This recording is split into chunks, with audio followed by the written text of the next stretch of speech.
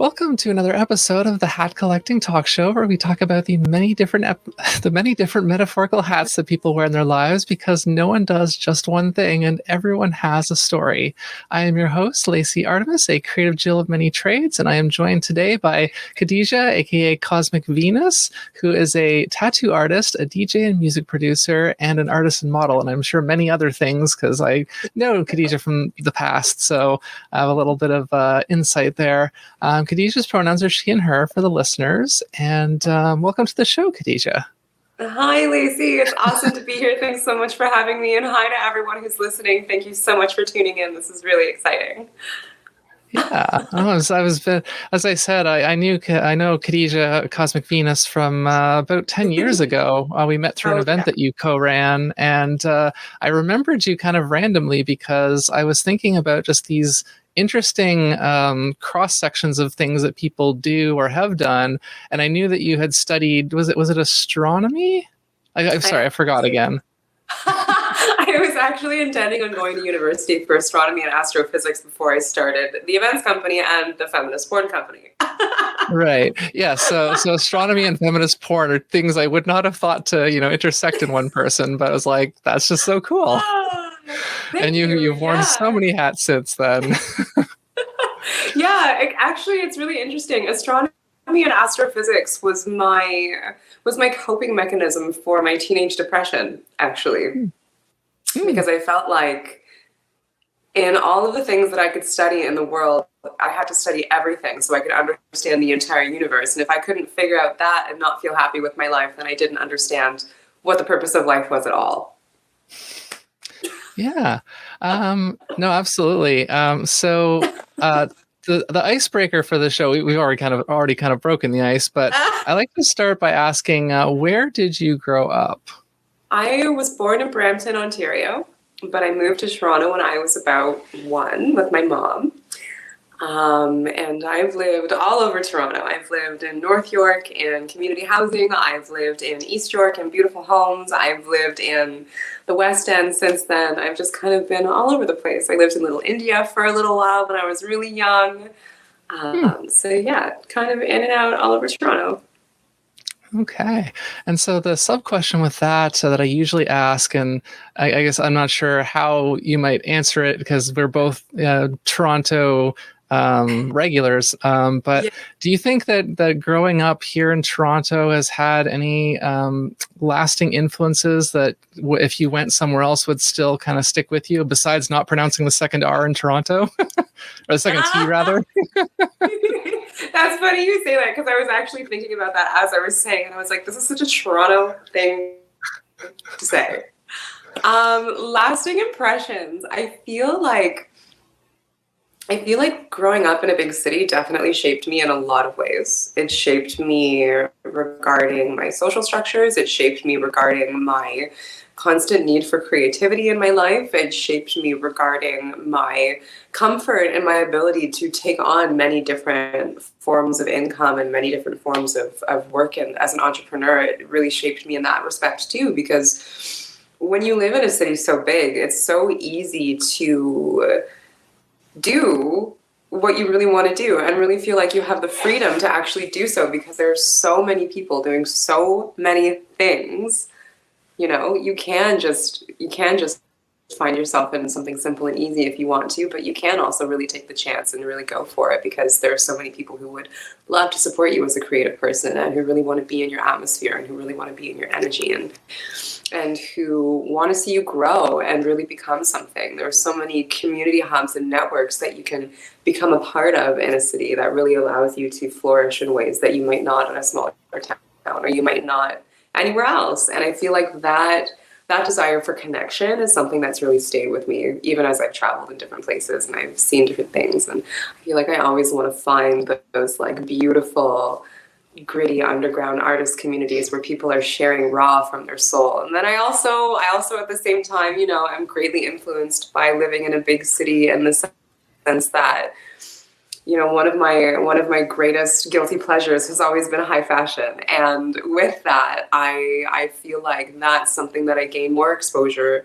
of living in a city, and that's actually kind of funny, because my my DJing practice has definitely been something influenced by that for sure. One of my really good friends, his DJ name is Mix Chopin, but my buddy Mickey, he was music director of Fashion Week a couple years ago, and I find that it's been such an interesting journey because he's taught me so much in my DJing practice, and I wouldn't have met him if I didn't live in Toronto, in such an urban sprawl area where there's so much happening. You can literally be living downstairs from someone who does amazing things and not realize it for 6 months, and then all of a sudden you realize it and you're like, am I really living this life? Like, am I really doing this? And it's so cool. It's so cool. So I feel like living in Toronto has definitely opened me up to the reality of anything being possible. You know, that's definitely something that I'm grateful for in this city. Yeah. Yeah, I definitely relate to that. I feel like this is the one sort of, I guess, big issue with Toronto, as we kind of all know, the Toronto people know, is that it's getting more and more difficult to be here for, the cost of rent wise and other costs of living. But it's hard for me to imagine not living here anymore because, as you said, like, I know people who have moved to like Hamilton or London, Ontario, or other places, and they just become so disconnected from everything because there's just not the same community and culture in these other places. Yeah, definitely. Definitely. That's a real thing. My mom actually moved out to Barrie with her previous partner about 7 years ago. And I feel like she left Toronto because she really wanted to find more peace and more connection with nature, which was something I fully understand.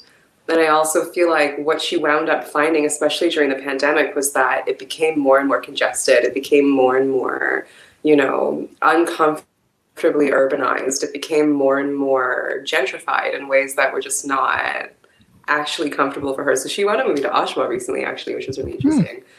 But I mean, even during the pandemic, I feel like most of my friends, a lot of my friends, not most of them, a lot of them, a good chunk of them, bought one-way tickets to South America and Mexico and just left. And we're like, cities are too much. We need to be in the nature. We need to be close to Pachamama. We need to be close to medicine. We need to be close to the earth. And that was such a great move too, because, it is definitely difficult in this current climate to do things you really want to be doing. But I also feel like, in a way, this current climate is really encouraging to do what you really want to do as well, because you only have so many choices right now. It's not like you can just go and get a job at a cafe because the cafe already has their employees and they're only open half the time. So what are you going to do? You're going to start to do what you really want to do. And I really love looking at the pandemic. I love looking at things as blessing in disguises. And I know that it's difficult, and I've gone through my own challenges as well, like working as a freelance tattoo artist. I'm grateful to have my home studio, because if I didn't have my home studio, I wouldn't be working and I would be so unhappy and I would be struggling. But because I do have that, I do still have the freedom to pursue everything I want to pursue. And I feel like it's just because I've always been driven and motivated to not listen to anyone else's idea of what I should do, regardless of where I am. And I feel because of that, it's become really helpful in this time. Well, I relate to everything that you're saying, which is a common occurrence with my guests on this show. I guess like attracts like. I'm going to take this moment to do our land acknowledgement, as I do on each episode. Toronto, or Tekaronto, is located on the traditional unceded territories of the Mississaugas of the New Credit First Nation, the Huron-Wendat, the Haudenosaunee Confederacy, and the Anishinaabe. This is a dish with one spoon treaty territory, and we are uninvited visitors on this land. To learn more about that, where you grew up or where you currently live, you can go to native-land.ca, which covers the whole world and not just Canada. So you can learn about treaties and the actual Indigenous groups and all that kind of stuff. So it's a great place to get started in your learning journey. Jimmy Wedge. Now you had if you don't mind me mentioning this in your notes that you provided me, you mentioned that you were a native yourself. I didn't know that. Yeah, I am. I'm Ojibwe on my mom's side of the family, actually, which is amazing. My great great grandfather was actually an Ojibwe chief. Hmm. So, by technical terms, genetically, historically, descendantly, I'm a princess, which is kind of exciting. That's very cool. Isn't it cool? Yeah, I always really liked that fact about myself. I really, really love that. Ever since I was a kid, my mom was always reminding me, "You're a princess. You're really a princess. Like, you're really a princess." Thanks, Mom. Yeah, I have some family living on the reserves in Sault Ste. Marie. I was never really very close to a lot of my Ojibwe family growing up, just because, due to colonialism and shifting cultural structures, there was a lot of struggle around mental health and alcohol and substance abuse addiction on that side of my family, just because that's what happens when you take a beautiful, natural, amazing culture and then put it in a box and torture it until it doesn't exist anymore, right? And that's something that I really, really do take pride in, and it's something that I really like. I like to tell people, and I like to remind people of, because even though I have a very, very mixed background in a lot of other ways, my native background is actually a very strong part of my blood lineage, and it's something that I feel is really special, and I feel is really important, and I like wearing with pride. I actually recently gave myself, I don't know if you can see it. Yeah, I can see it. I gave myself an Ojibwe tribal tattoo. Yeah, and it was a really big commitment for me, because I mean, as a tattoo artist, your body is your work, right? And your art is your work. And for me, tattooing is such a spiritual practice, and I definitely like to explore my blood roots and my ancestry in my tattooing practice. And this one was like, I'm gonna put something bold on my face, and it's gonna be a very big honoring of my lineage and my heritage and my history, so that way everyone looking at me will know. And if they don't know, they might ask, and we can have that conversation. And I like having that conversation, because I always felt like it was a shame even how disconnected I was from my own roots growing up. And I mean, I appreciate and I love all cultures and everything that I've ever been a part of. And, part of my life as a yoga teacher has been understanding how to integrate everything into oneness, into one practice, into unity. Yoga means union, and that's something that I really do cherish. And I feel like there's so much beauty in knowing where things come from and how to live with the land. That's such an important thing. And I mean, even during these pandemic times, if you look at Native legends and you look at Native elders, they've all predicted everything that's happening now. Everything has been there. The Hopi legends have said everything that's happening now, and their advice is to not watch so much television. Don't watch the news so much, because you're just going to put yourself in an anxious cycle. Reconnect with the earth and start a garden. And truly, it's such a beautiful, beautiful, simple way of grounding your spirit, grounding your mental health, grounding your body, remembering the cycles of the earth that actually exist, and really living with that. When you really take the time to connect with those simple things like planting a garden, you start to notice things like how the soil reacts in different environments, where things actually want to grow, what the sunlight is like at different points in the season, what's best for what in the season, what rain and natural disaster can actually do, what a good growing season is actually like. And when we start to learn how to slow down and pay attention to the cycles of nature, we actually see our own cycles in that, because we are nature, and that's something that's a very important thing to remember. I'm curious, at what age did you learn of this heritage of yours? Do you remember? My mom was always telling me. Always. Okay. Ever since Okay. I was little. Yeah. Okay, because I know some people they'd learn that they might have like a distant like king, like royalty in their family when they're in like maybe their 20s or 30s, and they just happen to hear about it. So yeah. No, ever since I was really little, I remember when I was like 3 or 4. My mom took me out for Halloween, and I also have Indian and Egyptian in my family side as well, on my biological father's side. And so she dressed me up for Halloween that year, and I wanted to be a princess. So I was an Indian Egyptian native princess, and that was my costume, but it was also just who I actually am, which was really cool. That's awesome when you get to just dress up as yourself. Yeah. Right? So, every time I'm a witch, I'm like, I'm just myself. Yeah. So I guess we can talk about maybe some of the misconceptions, because I always love asking my guests about the misconceptions about the things that they do. So maybe we can do the main things that you do, the tattoo artistry.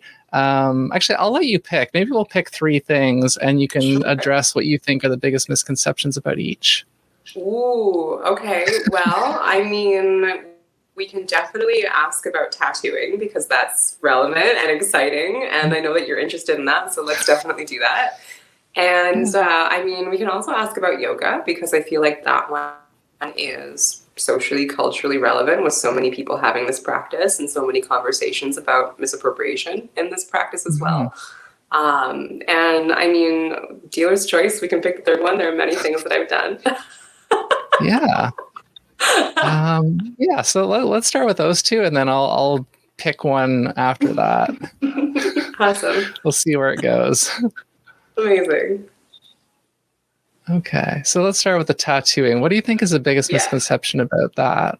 Oh, biggest misconception about tattoo artists is that we're all jerks. Is that we're all horribly sadistic, maniacal jerks who just like to inflict pain on people for our own capitalist pleasure. Lies. I've never heard that, but I mean, you would know better than I would, certainly. It's a thing. I feel like so many people are intimidated by tattoo artists because they know what they do, and they assume it's this like very intense, like dark culture, or this very intense, like egotistical, pretentious culture. When I first started my tattooing practice about 5 years ago, I experienced some interesting energy from people who I was around, who were very much also wanting to get into that culture as well. But there was just so much like, if I'm going to do that, I have to do it like this. Or if I'm going to do that, I have to become this like tough badass. And I personally recognize tattooing to be an ancient shamanic blood ritual practice. It's a very spiritual practice. It's a very, as far as I'm concerned, like a dark, I don't want to use the word feminine, but like a dark esoteric practice, like it's a very deep spiritual growth practice. It's an initiation and a ritual, and it's something that is very sacred. One of the most famous and oldest tattoo artists in the entire world her name is Wang Od, and she's a Filipino woman who's about 105. She's old. She's wildly old, and she's amazing. And she does traditional Filipino kalinga, and it's all inspired by nature. And they tattoo designs inspired by the leaves and the lines in the earth and the bugs and the insects around them in the earth. And it's just such a beautiful sacred practice. And she uses filtered mountain water, I believe, or spring water, and ashes, natural ashes, to create the tattooing, and then takes you through a whole ritual. A friend of mine actually has a tattoo from her across his chest, which is beautiful. When I saw it, I felt so honored to just be in the presence of one of her pieces, because she recognizes the sacredness of the practice. But I feel like one of the biggest misconceptions that people have is that tattooing is this big machismo, egotistical thing, which is not unreasonable to some degree, because when I was younger and I wanted to be a tattoo artist, my dad told me I shouldn't, because most of the tattoo studios were run by the Hells Angels. Well, that's what I'm thinking of in my head, because like I know, like in theory, anyone can become a tattoo artist, and so you've got this very wide range of personalities and kinds of people who can be doing the same practice. So there's so many different ways for it to like manifest. But we're used to seeing, inked on TV, which, the big like biker guys. But then I know people who are queer disabled people who do tattooing as well. And it's a very different thing. Exactly. And I feel like that a lot of that has to do with empowered culture change. You know, a whole generation of people realizing that I can own this too, and it doesn't have to belong to one group of people. We can share this stage, and it can be a part of my life as well. And it is an initiation, and it is an empowering process. And I do feel, you know, I completely understand how biker gang culture really integrated into that and became a sect of its own that became a very controlling atmosphere and a fearful thing. You know, when you look at the dynamic way in which the history of the Hells Angels, for instance, and Native cultures have such a beautiful interconnected relationship back when Indigenous people were being harbored on reserves and weren't able to deliver messages to each other, the Hells Angels would basically deliver messages back and forth, and they became this beautiful synchronous group of people together. And it's just unfortunate that it became such a violent and fearful experience. But I feel like as people discover things like feminism and discover things like self-empowerment, and we really start to have conversations around our mental health and our self-awareness, and discover practices even like yoga that teach us devotion and peace and unity, we start to become curious about practices that would have otherwise been put off to a specific group of people. And we start to realize why we're drawn to these things as well. And, you know, pain is a practice that is a transcendent practice. Pain is a very meditative practice. And it also shows you your strength. And I feel like, you know, the queer disabled tattoo artist is someone who's gone through a lot of pain and who has found a lot of strength and empowerment just out of sheer will and the necessity of having to just survive. And tattooing is a beautiful way to wear that on your skin and to show people without having to necessarily say words. And I really, really respect and appreciate that practice. Yeah, absolutely. So since you brought up yoga there, what do you think is the biggest misconception about yoga? I think the biggest misconception about yoga is that,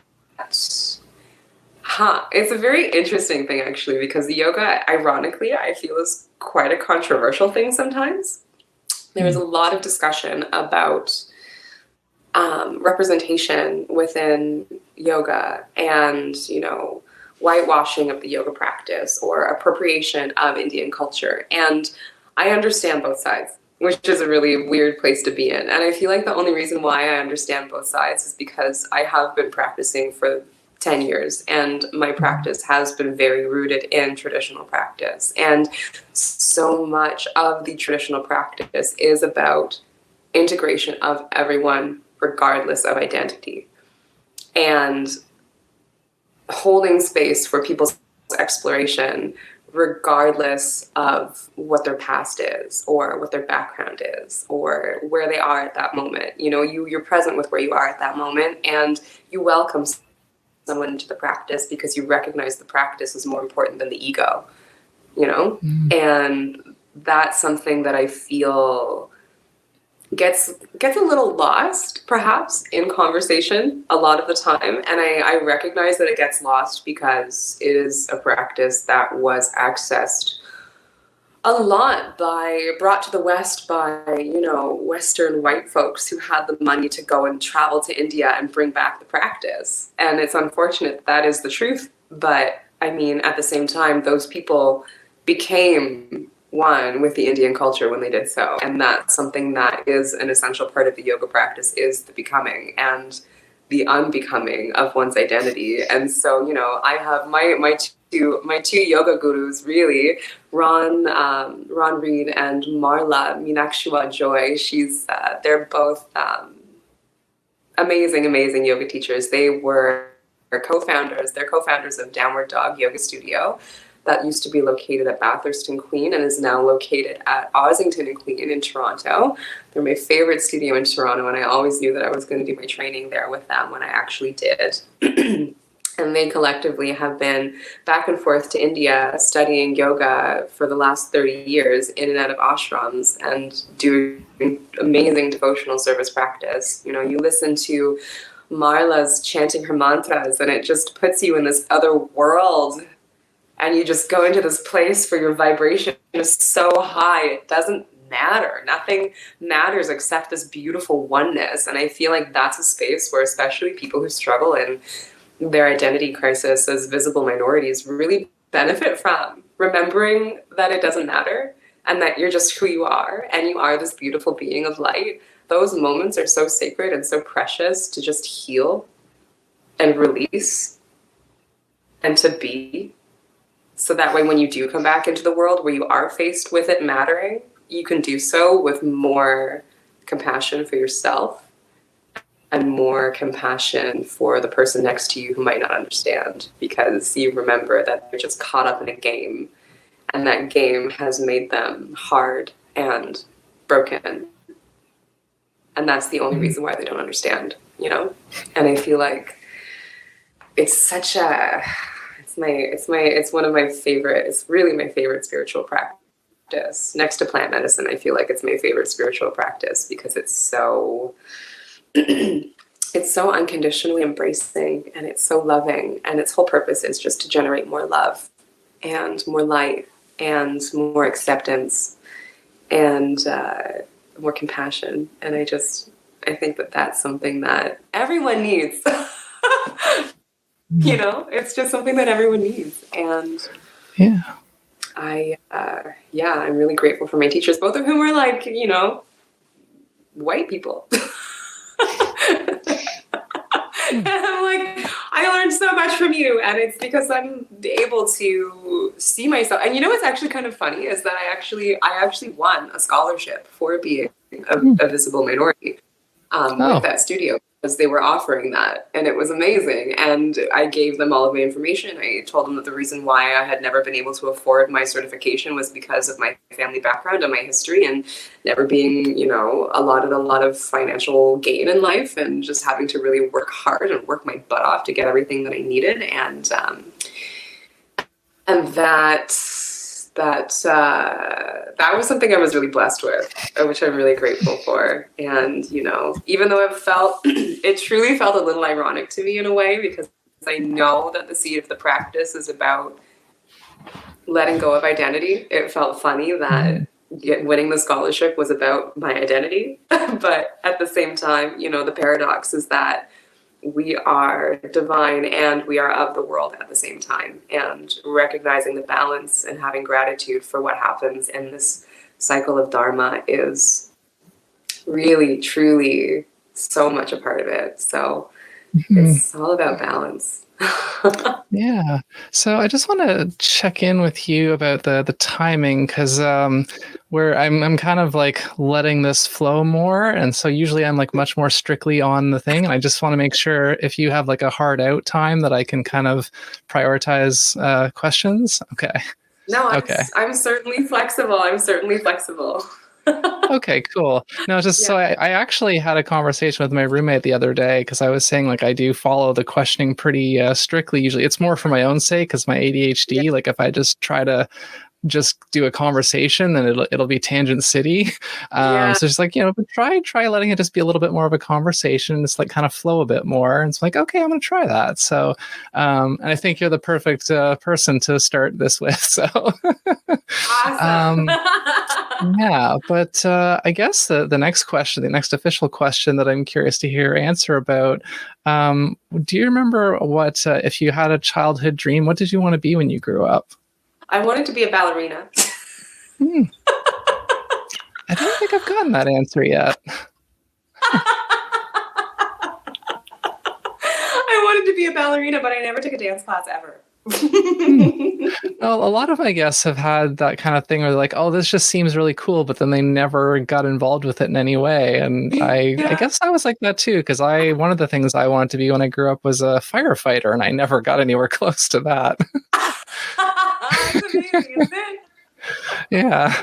So it's always an interesting thing to feel like, oh, where did you start of like what you kind of envisioned for yourself, and then like where did you actually end up? And sometimes that path is very fascinating.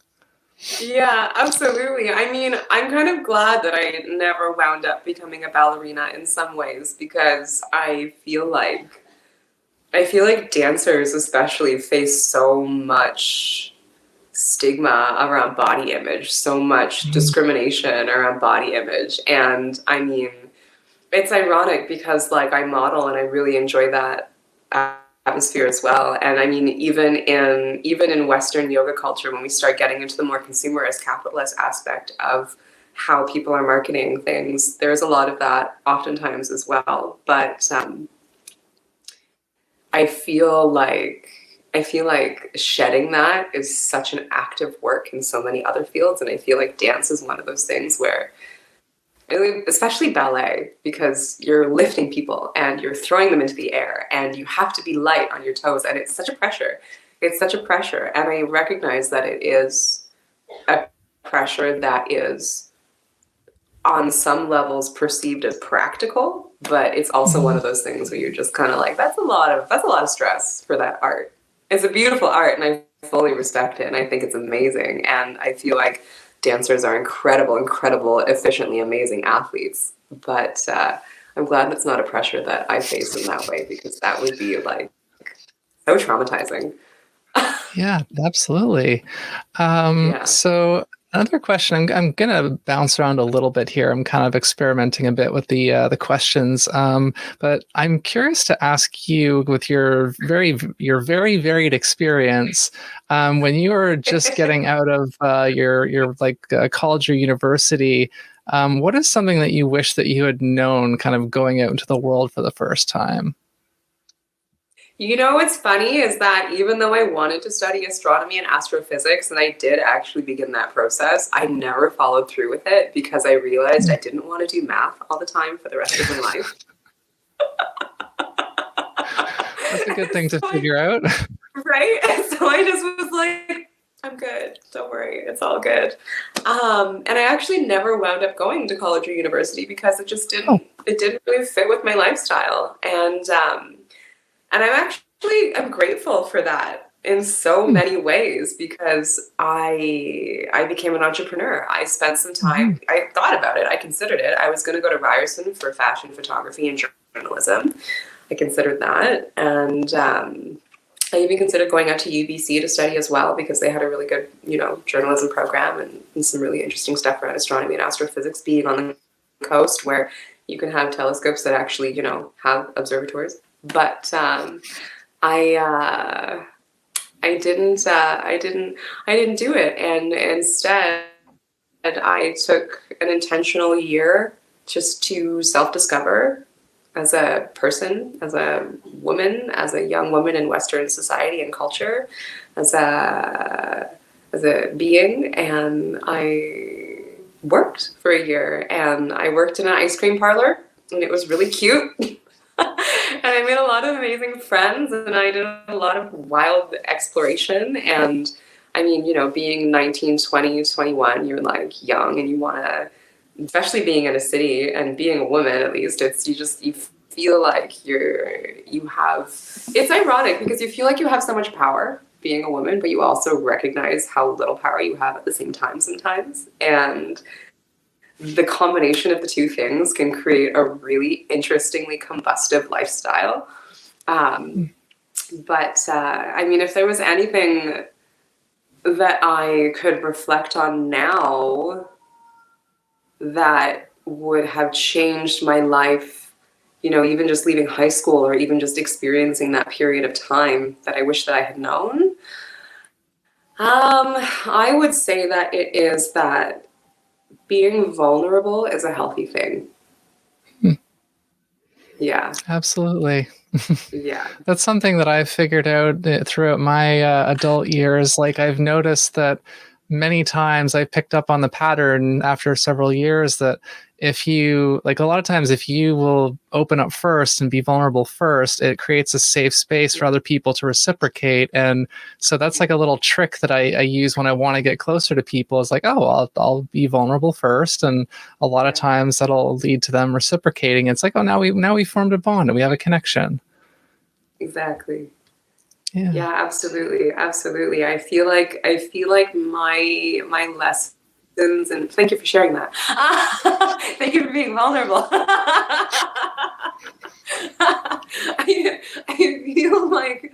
feel feel like my lessons in vulnerability really started when I started the Body Pride workshops with my old business partner, and found myself needing to be in that situation, realizing that I had created so many barriers around myself because, you know, I felt like as a woman to be powerful meant to be masculine, meant to be assertive, meant to be aggressive, meant to be egotistical, meant to be hard, meant to have boundaries, all of these things that we socially associate with masculinity, which is toxic because that's not actually masculine. It's just societal hardness. That's a really good way of putting it. Right? Thank you. Yeah. And it's so beautiful and interesting navigating language in this way because there's always room to learn. And I think that that's something we're always doing, especially when we want to generate compassion. But yeah, I feel like, you know, when I started hosting the Body Pride workshops, for those of you who don't know, Body Pride was a series of nudist, non-sexual body positivity workshops. We were inspired by Betty Dodson's body sex workshops. Betty Dodson is a second wave radical feminist who was living in New York City and experiencing this wild need to empower women with their orgasm, with their perspective of their own bodies, with their talking freely about sexuality, with erotic art, with erotic literature, with open polyamorous sexual lifestyles. And she was just one of those amazing women, goddess rest her spirit, who just changed so much for the world. She's just amazing. And so we took a very form of her workshops. And I had a co-founder with me and a couple of other co-founders or a couple of other facilitators, people who were just on board with our team as well. And we made so much beautiful change. You know, we would have these workshops. We did them every Friday for about, I did them every Friday for about 2.5 years before I ended up leaving the company due to personal reasons, but we won't discuss that. And I really just wanted to pursue my yoga practice and be in that space for a long time, which is the main reason why I left. But we did them every year, every Friday for a really long period of time. And we started out as women only because it was founded by women, cisgendered women. And so we wanted to create something from our own knowledge and our own experience. And then we decided to open it up to be a gender inclusive experience and also include, you know, not cisgendered women because there are so many women in the world. And everyone deserves to have this amazing experience of understanding who they are in this environment and to be accepted for who they are. So we opened, and it just seemed so reasonable. And we would have groups of like 8 to 10 people come together, perfect strangers, in a room, a comfortable living room space with vegan-friendly, non-bloating food, and, you know, at the time, wine and ganja. Bring your own ganja, like just chill. We'll just have a good atmosphere. Nice mood lighting in the evening, and we would all get naked together, and we would get naked, and we would just talk. Right. I just want to point out, this is actually how I first met you, because I did attend one of these events when it was the mixed gender. And it was a very pivotal experience for me, for sure. I just wanted to kind of disclose that, and I didn't want to stop your great train of thought. Thank you, Lacey. It was really beautiful, yeah, for sure. Yay! Oh, I'm so honored, and I'm so grateful to have met you through that. That's such a beautiful way. That's such a beautiful way. Honestly, it was like, it's always so funny meeting people for the first time naked because they're so, right? And just realizing that's like such a beautiful part of your connection because there's so much less pretension around that. Everybody's just and more. like you had said that it was a non-sexual event, and like I was definitely not familiar with being naked in non-sexual contexts aside from being like in the shower or something like that. And so like just being able to like discipline myself to just be like, no, we're just having a really great conversation, and yes, I can see everyone's bits, but like that's fine, it doesn't matter. It's like I said, it was a pivotal thing because like it didn't like, I think it's actually like had more effect on me in like later years since than it did right then. Like it did right then too, but just the way that I've evolved as a person and the way that I think about things now, I can really kind of see like, oh yeah, like that probably planted the seed that allowed me to kind of evolve in some of the ways that I have. That is so beautiful. Oh. Yeah, so I'm really glad that you and the others ran that event. I was so grateful that you just shared that. That makes me really happy. I love that. I love that. I love how many people were so positively affected by that experience. Mm-hmm.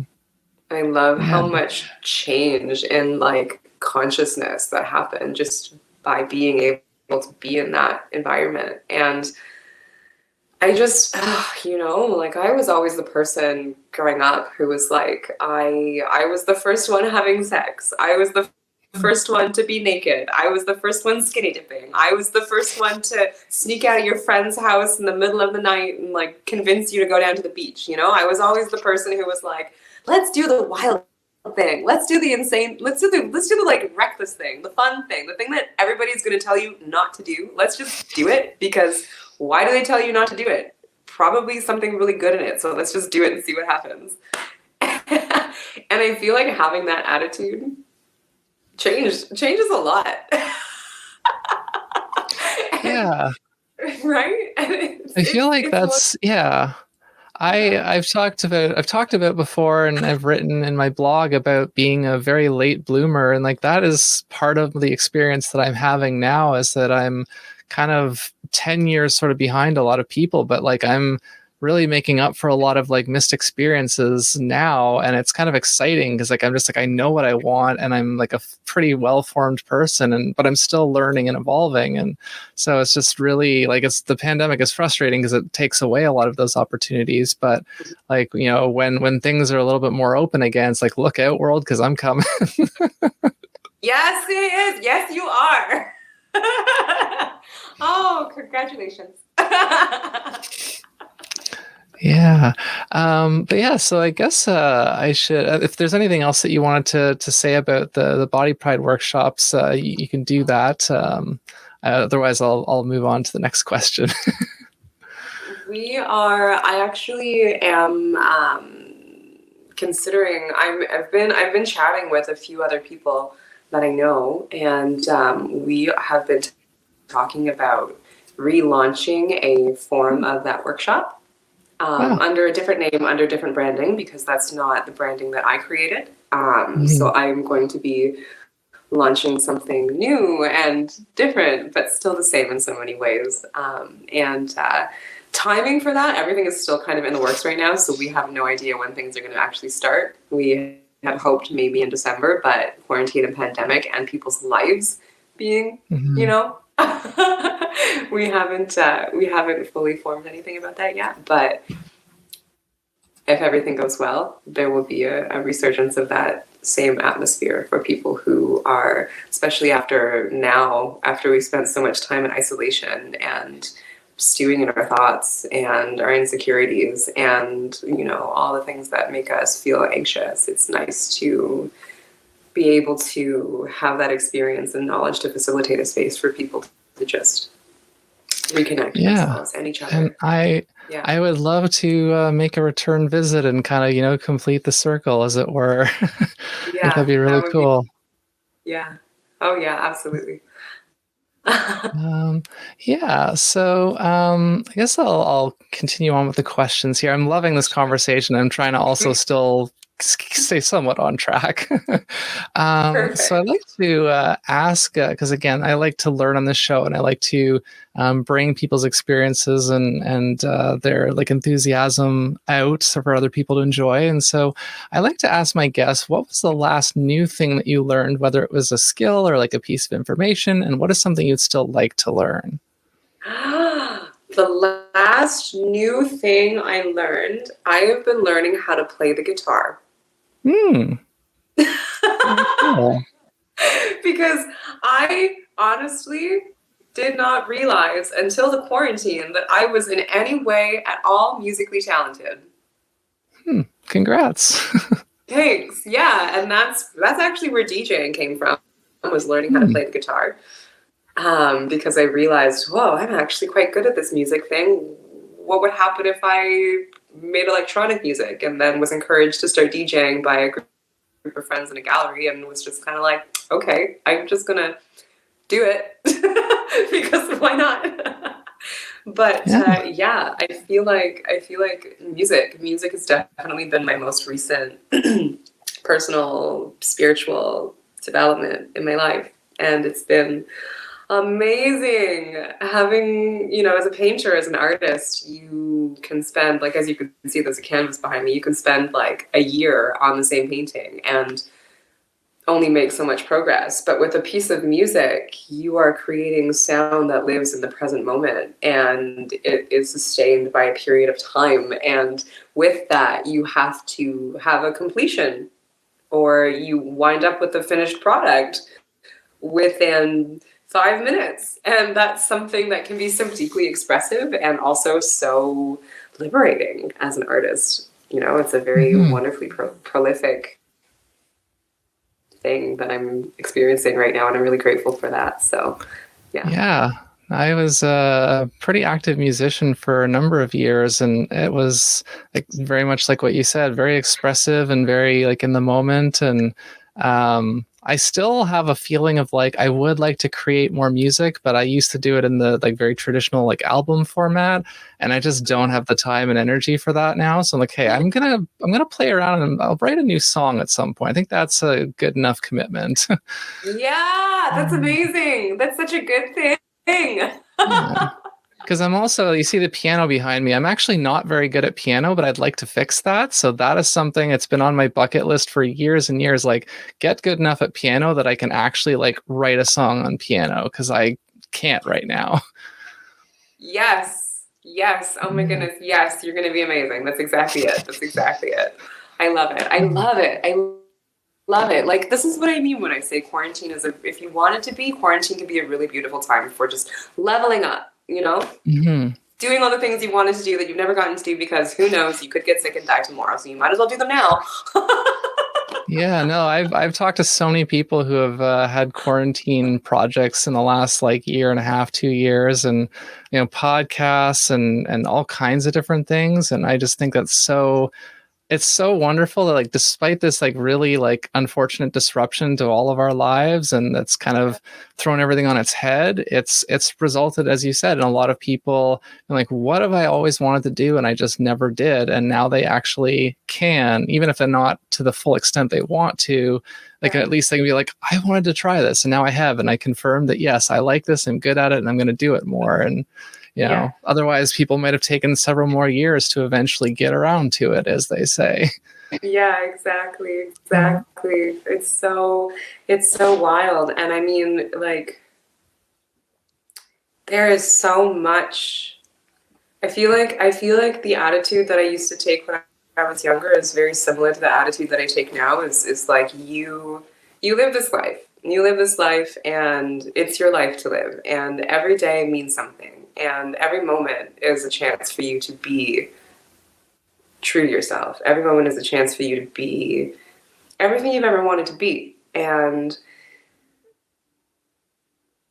you can choose to not take those opportunities. You can choose to relax. You can choose to not explore yourself. And that's totally your choice. You can choose, you can always choose. And I feel like part of my teenage recklessness was also me realizing that I was choosing to act on things that I was told I couldn't do. I was choosing to act on things that society made me feel like I wasn't good enough for. A society, in its weird shaped ways, which are clearly obviously epic failures in so many ways.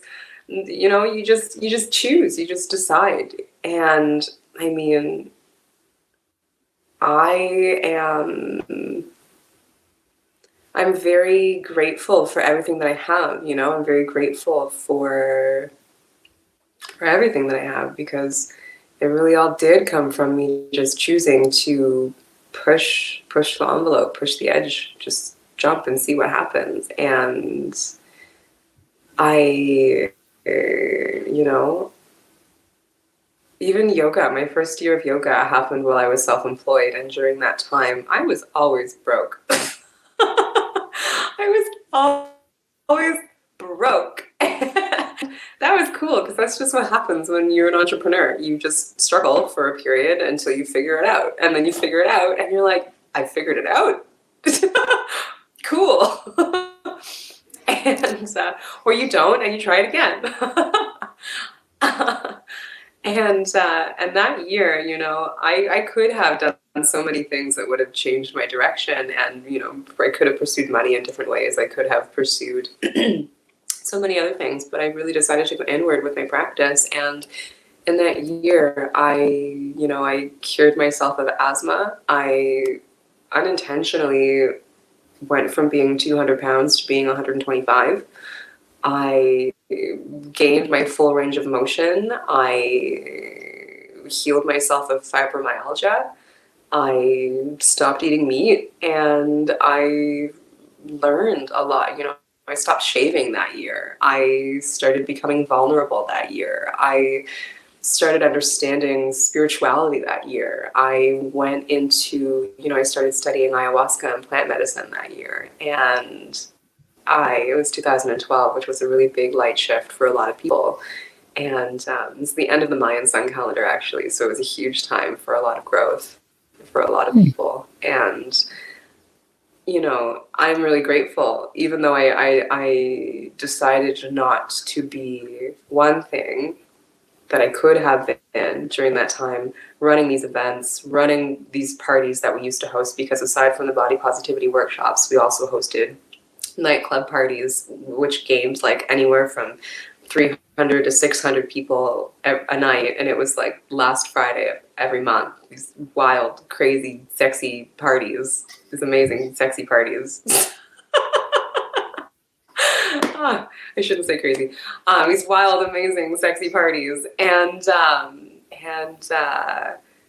also the feminist porn company. All of this stuff was happening out of my need when I was young to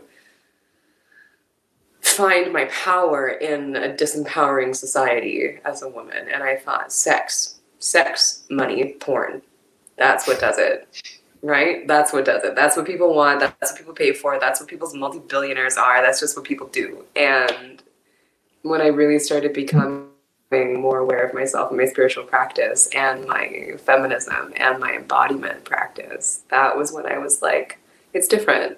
It's different than that. That's not really what's actually powerful. That's not really what actually makes people grow. That's not really what actually gives people what they need. It is compassion and love that really gives people what they need. And I mean, in the end, that was part of the reason why I left my companies and pursued my yoga practice anyway, was because I realized that I needed to express myself differently, and to be different meant to push an envelope and make a decision and take a risk. And, you know, when your heart really wants something, if you don't do it, you'll always be a little sad. Yeah. I think when you were saying a moment ago, you're talking about where the power really is, and talking about, growing and learning and all that. And it just made my mind simplify it down to like growth is power. And I feel like that's a really powerful statement as well, because I've grown so much in the last couple of years, and I feel more powerful than ever. So, yeah. Oh, that's awesome. Thanks for sharing that. You're so cool, Lacey. I try. So I guess another question here, it's a slightly modified from what I have been asking, but I was curious to hear what your answer would be, as you're now a very spiritual person, but obviously you also have to use and interact with technology to kind of do certain things and to promote certain things. And so, like, to put it kind of bluntly, like, how do you feel about technology as a spiritual person? Oh, that's a loaded question. That's a really funny, amazingly, hilariously loaded question. I went through a very long period. I actually went about 6 years without having a connected cell phone.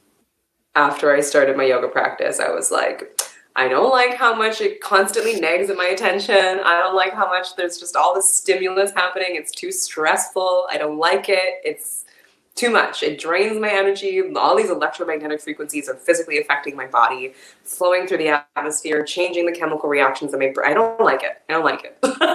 Like, and for a solid 6 years, I was like, I don't need a phone. Everywhere has Wi-Fi. If I need to connect with someone, they can just call me on Wi-Fi. If you want to reach me, be present, you know? And that was something that I was really, really content with, and I was really happy with.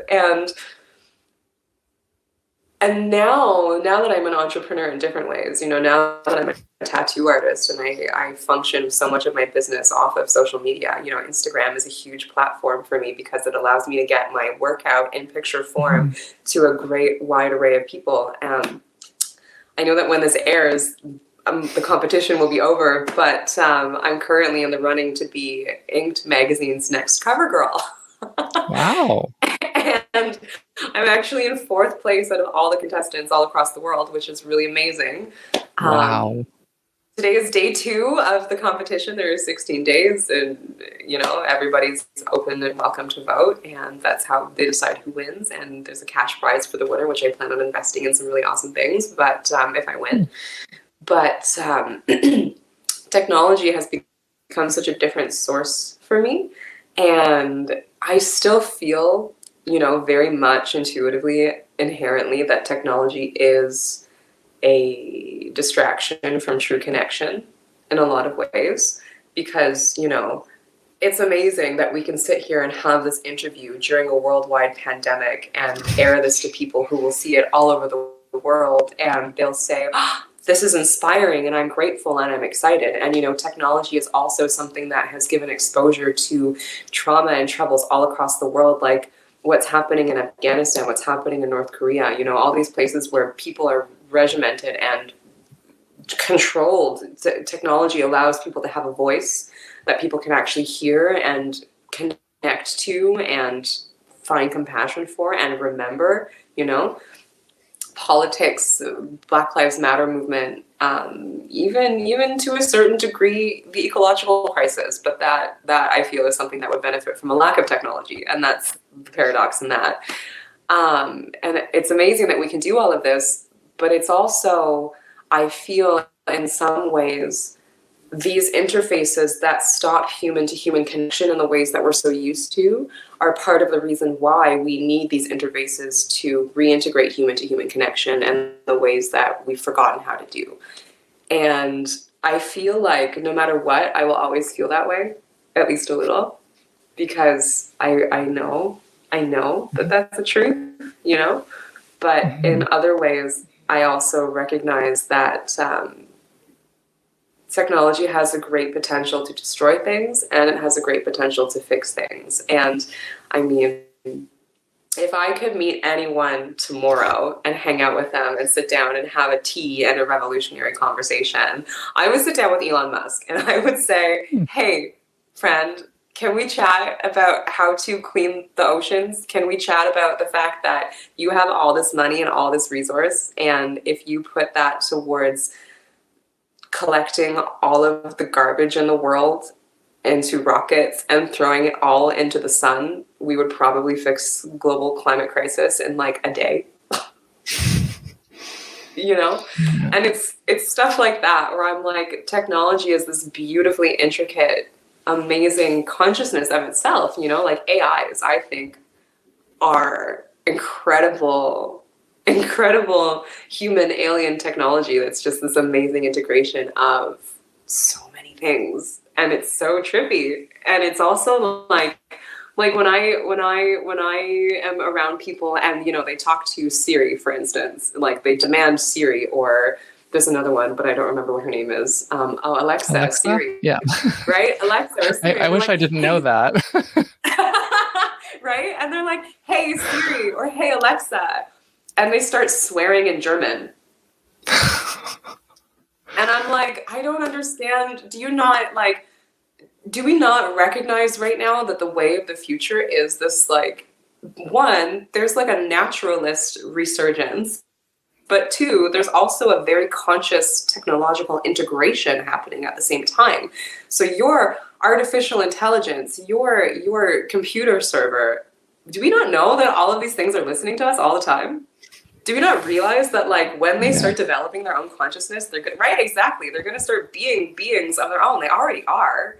You know, open source databases are literally collecting information all the time to shape personalities for computers. Like, this is what it is. And this stuff already exists somewhere in a place that we just don't know about. So, like, technology is one of those things that we need to remember how to also treat with compassion, because if you start treating it badly and disrespecting it, the same thing is going to happen that we've done to the earth. And I feel like that's a very human condition plight that we're experiencing right now. How do we just be more compassionate? And how do we fix things that we've broken, you know? And it's not our fault generationally, but it is a thing that we have to deal with. And that's something that is so important. And I feel like technology is a great solution, as much as it also has created a great amount of crisis at the same time.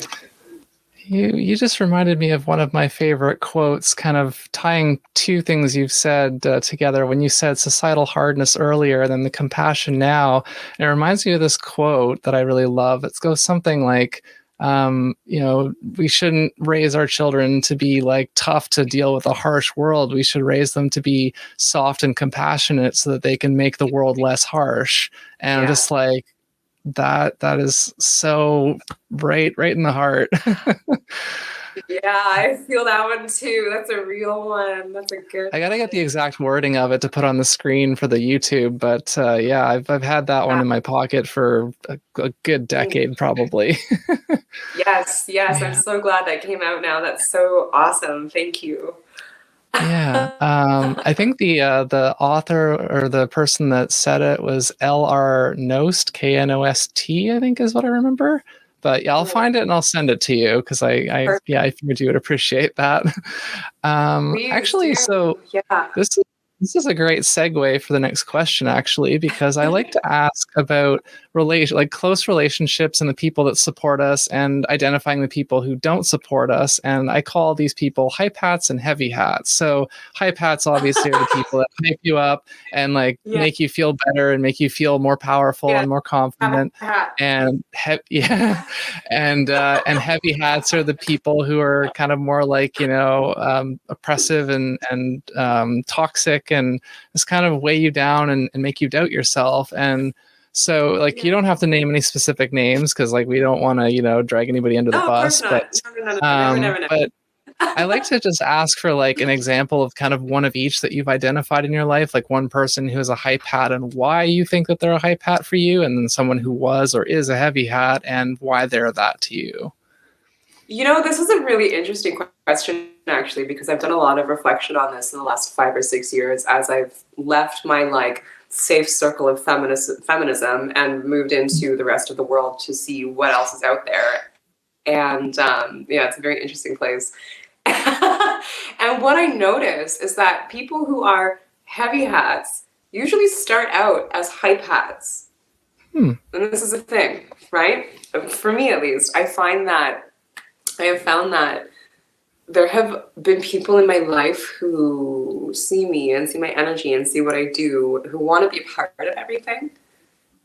And in wanting to be a part of everything,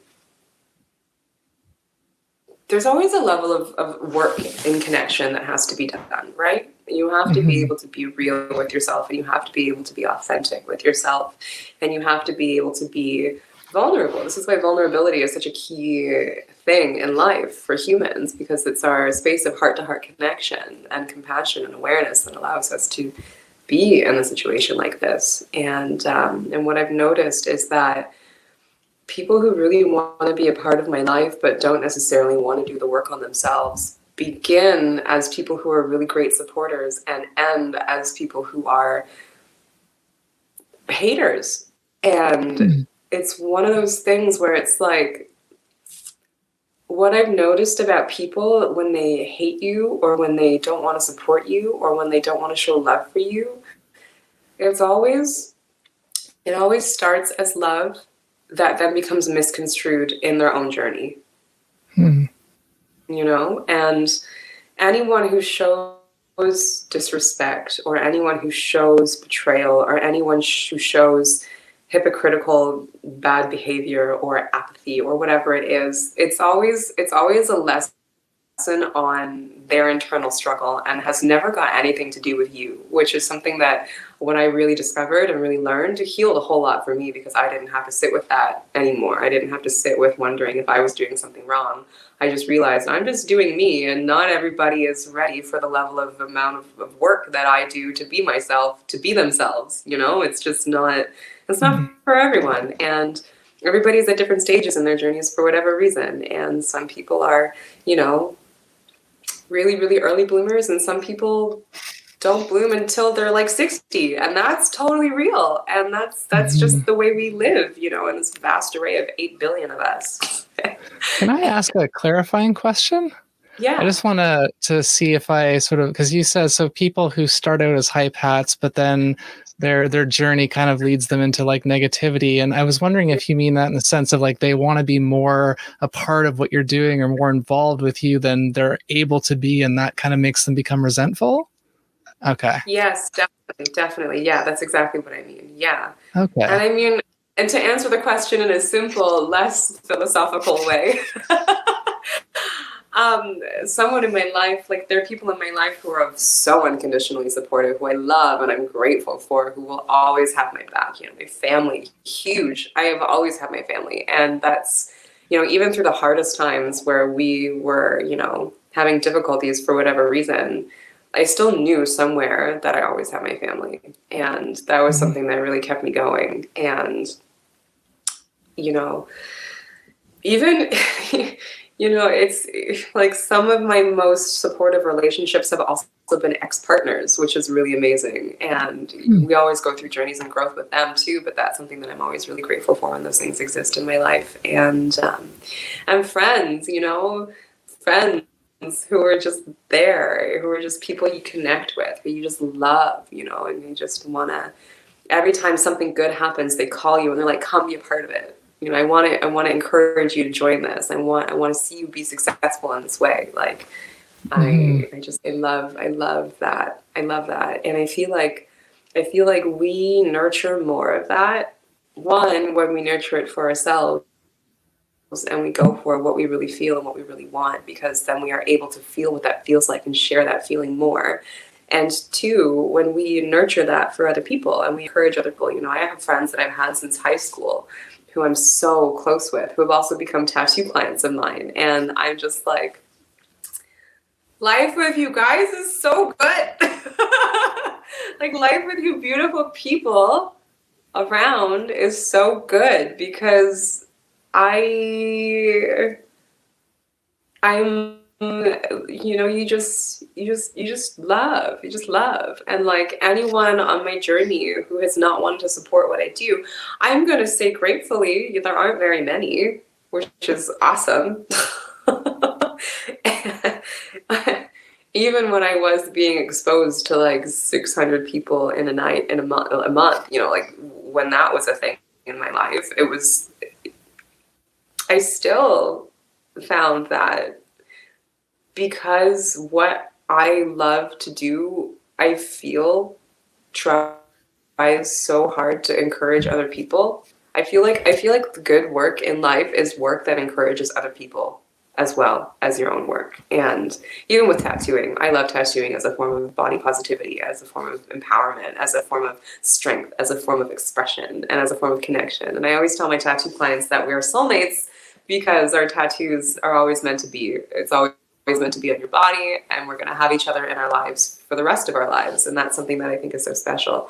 And so I also often love doing things like tarot card readings before we do a tattoo, and doing a little bit of personal alchemical work. Sometimes I do offer Reiki, energetic healing as well, alongside with my tattoo clients, because there's always something in there that can be found and healed and processed for whatever it is. And I feel like even the people in my life who have become heavy hats, who are on their own journeys for whatever their reason is, I always, there's always the part of me that's sad or holds anger or is frustrated or doesn't want to see them again, or accepts that I might not be able to help that person in this lifetime.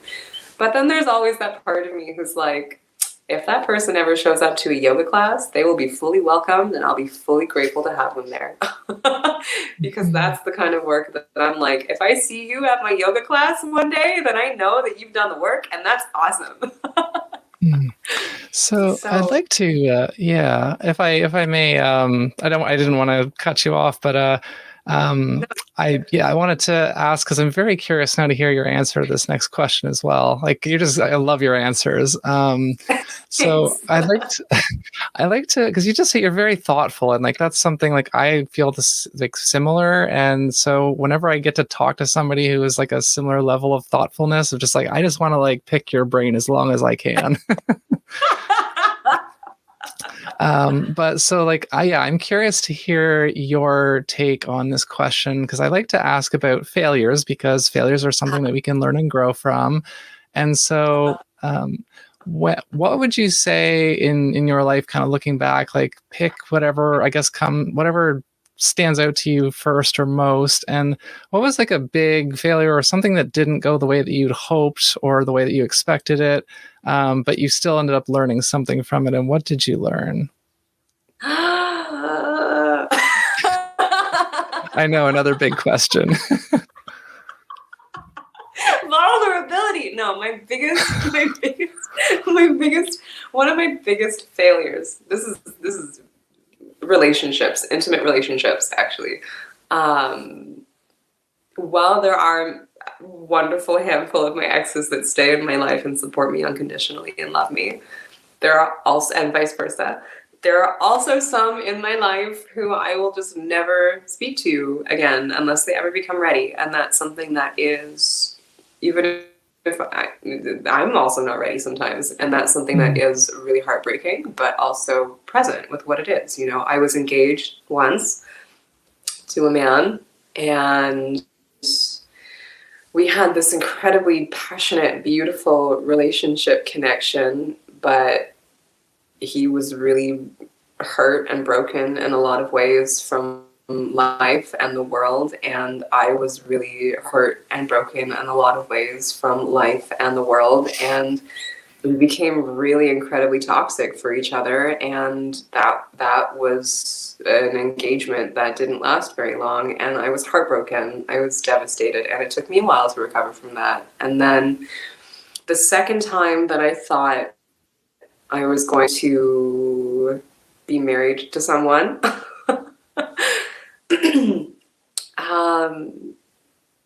we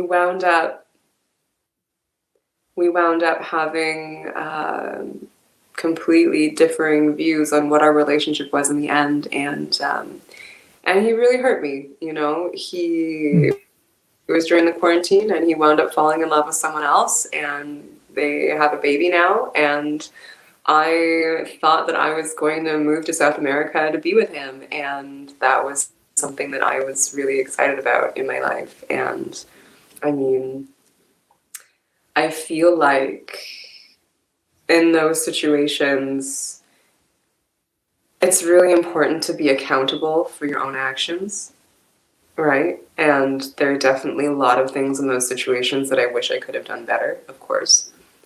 But there are also a lot of those things in those situations that I recognize were out of my control and just had to happen the way they had to happen, because sometimes things really aren't your fault, and sometimes they are, and sometimes it's a balance of both, and sometimes it doesn't even matter. Sometimes it's just about seeing something you thought was going to happen and watching it fall apart, and just knowing that you're strong enough to pick yourself up and try again and keep your heart open.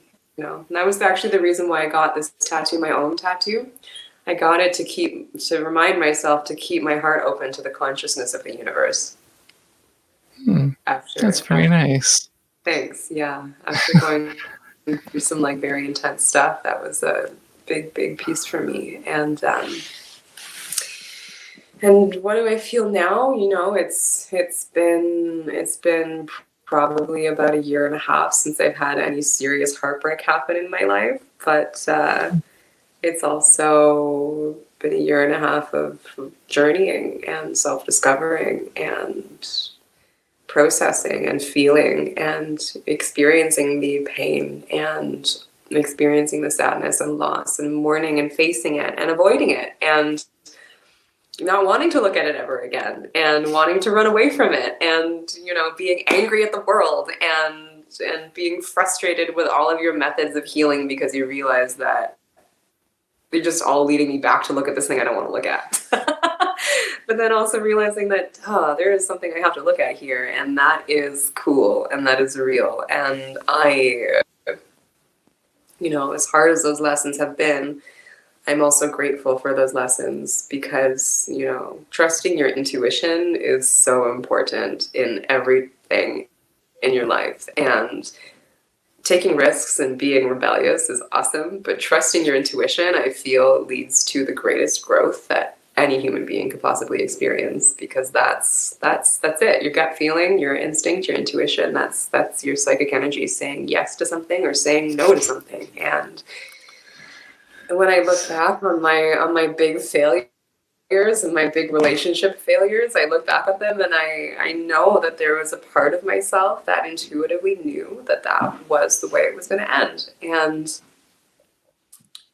I chose not to listen and instead went through it anyway because I wanted to love so badly that I just let it happen. And I wouldn't change a thing. I wouldn't change a thing really, because the experiences were always worth it. And the love that was there when it was there was always worth it.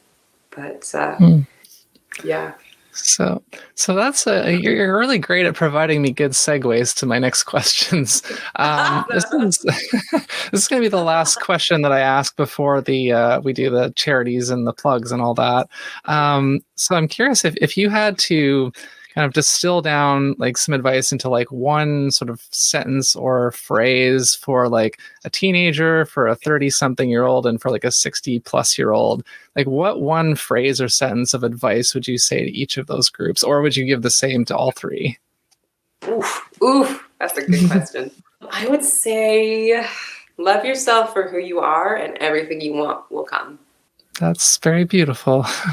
It's something that, as like I said, a lot of things you're saying are resonating with me because my more recent experiences, like the last kind of 3 years of my life have been not only like living as my authentic self finally, but just going through a lot of new experiences and opening myself up in ways that I wasn't before. And that like some things that I'm doing or considering now, it's like 10 years ago, me couldn't fathom that possibility. So it's really exciting and a little bit scary, but yeah, like I feel powerful, like I said. So following my heart is, some things are out of my control, and that's unfortunate. But the things I can control, I think I'm crushing them. So yeah, you are. Yeah. With that said, thank you so much for that and all of your great answers. And here's where I'm going to give you the opportunity we like to, each episode, I give the guests a chance to highlight a charity or a cause if they choose to, and it can be anything. And I think you provided one in the notes that you gave me, but I don't remember what it was. Hoja Nueva. Okay.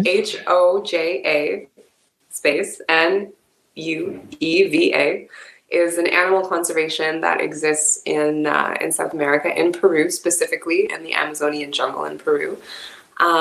They're a beautiful initiative that actually does internships that welcomes people from all over the world to come and stay and learn how to do animal conservation and to do environmental rehabilitation. And that is something that I feel is very important work that needs to continue. And they're just one of many, many, many, many, many in the world that exist who are working on really, really important things like saving our environment and providing space for biodiversity to continue within our natural atmosphere and our habitat. And I have, ever since studying ayahuasca and really learning about plant medicine that comes from South America and really understanding our relationship with, psychedelics and earth medicines that are natural in all of our heritages, it's something that I feel is the most important work that needs to happen right now. It's the most important work that needs to be prioritized. It's the most important work that needs to happen, because we can be constantly at war with each other about race, culture, sex, identity, issue, politics. But if we don't have a planet, we don't have anything. And I firmly believe that the environmental crisis in the world that is currently happening, our winters have shortened significantly from the time that I was a kid, and that's a reality. The fact that half the world was on fire during the pandemic just because of heat waves and droughts, that's a reality. It's outrageous and it's ridiculous, and it makes no sense to me, the fact that how much of the Amazon is being taken for palm oil extraction, and what is happening in the ocean in Australia right now. They're doing deep seas submerged bombings to figure out where the best place to drill for oil for shell is. And it makes no sense to me, because it's like, do we not realize that this planet is all we have? And what's the point if we just destroy it? It's such a sacred place. It's so sacred because it is our body, and that is everything. And so if I could request any donation to be made to any charity on my behalf, Hoja Nueva is just one of many. But I mean, anything that supports Indigenous practices, anything that supports biodiversity and land conservation, anything that supports animal life and nature, that is what I would ask, because that's all we have. Mm-hmm. Yeah, well, thank you for sharing that. And I guess with this now, we will do our plugs. And I always let the guests go first. I know that you don't have a whole lot of them, but I'll let you say whatever things and places you want people to find you at. Cool. Well, everyone who wants to find me, you all can find me on Instagram at cosmic.venus, like the planet. And through that, there should be a link in my bio that links to a link tree that will have a list of everything else that I do. I have a SoundCloud account where you can listen to my music, my digital music, as well as my my acoustic music that is currently in production. I have an album forming, which is really exciting, and DJ mixes, as well as other things, some things that I listen to, so you can get a sense for who I am energetically in that realm. Also, guided meditations are available there as well. And I do have a Twitch account, which you can also find through my link tree. And there is a place where you can tune into fun things like live DJ sets or metaphysical conversations, or sometimes even yoga and guided meditation, depending on the day.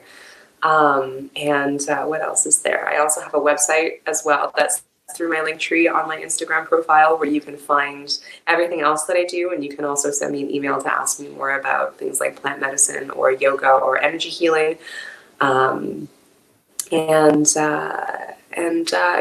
If you want to get a tattoo, just send me a DM on Instagram. I'm here. But yeah, my main mode of connection is through my Instagram, because that's a little hub for everything, and it's nice and easy in this one package. So you can find me at Cosmic Venus, and that's absolutely. And I'll definitely be putting all these links in the show notes, and there'll be an overlay on the screen for the YouTube watchers. We're going to do the bonus episode in a moment, but before I do that, I'll do my plugs quickly. Again, hatcollecting.com for this show, artemiscreates.com for me, kind of like you. I have a website that has all of my things linked from it. So I'm starting, by the time you watch or hear this, I will have a newsletter now, so you can sign up for that. I have music on Bandcamp, SoundCloud, Spotify under Artemis Creates. I have a book. I have designs and merch on redbubble.com. Again, that's all linked from my website. And that's I'm always doing a bunch of different things, so I'm trying not to list literally all of them, but there's a bunch there. So whatever you're feeling curious about, you can go and check out. And I like to ask for audience participation, what was your favorite part or moment or question or answer from this episode? Whether it was something that was asked or said, or just kind of a passing thought. This was a really, really interesting, fun conversation. So I'd be very curious to hear what resonated with the audience. So please do let me know whether you want to comment or DM me or tweet at me. Yeah, just anything that works for you there. So yeah, we're going to do the bonus episode in a moment. I'm just going to officially wrap the show up, and then we will transition into that. So yeah, thank you so much. Thank you so much for Cosmic Venus to join me today and have this lovely conversation. It was a little bit more experimental, but I think it worked really nicely. And yeah, so again, hatcollecting.com, hat collecting on YouTube, Instagram, TikTok, all those places. And until next time, stay curious and keep collecting those hats. And we are going to do the bonus episode in 3, 2, 1.